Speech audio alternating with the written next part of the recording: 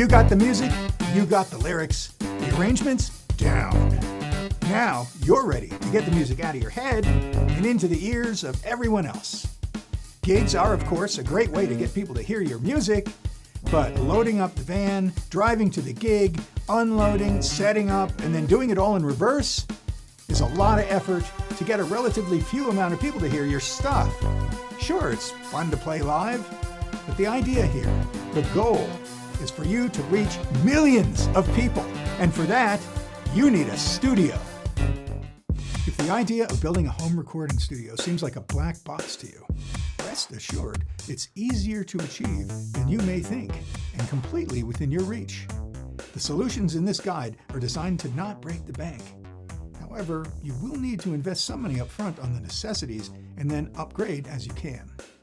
I will cover studio budgeting later in this course, but in a nutshell, you will be able to create an entry-level studio starting from scratch for less than $1,000.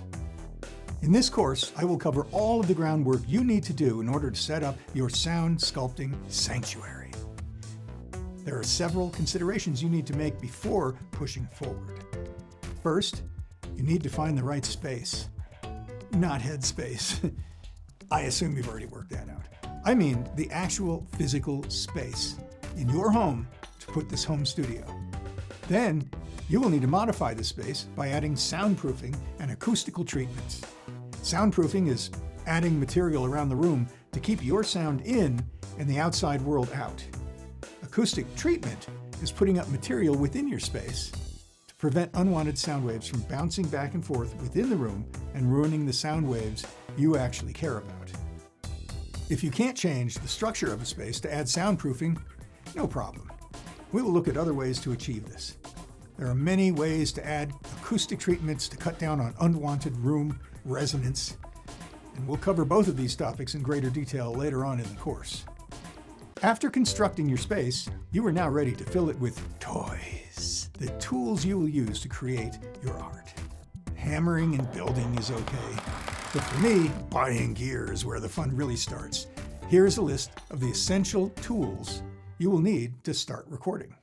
A computer, a digital audio workstation, or DAW, a pair of the right kind of speakers, known as monitors in the business, a set of the right kind of headphones.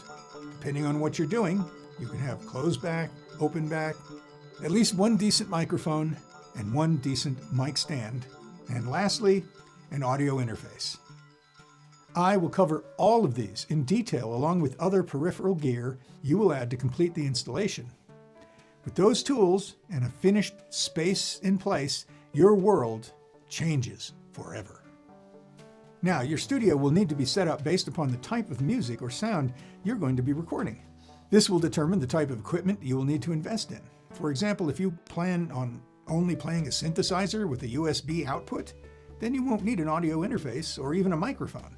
Conversely, if you're a concert pianist with a Steinway grand piano, you're going to need at least 2 high-quality condenser microphones and an audio interface with really good preamps.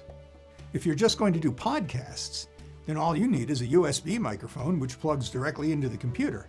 No audio interface required. If you're a drummer looking for the best recording for your drums, you'll probably be looking at several dynamic microphones to mic each drum plus a couple of condenser overheads to get the overall kit. Point is, the list above is just a basic roadmap. Your mileage may vary, and so will your budget. The $1,000 or less figure that I mentioned earlier will get you started. But as you progress in your recording journey, you will no doubt end up spending many thousands of dollars on gear. And you will love doing it.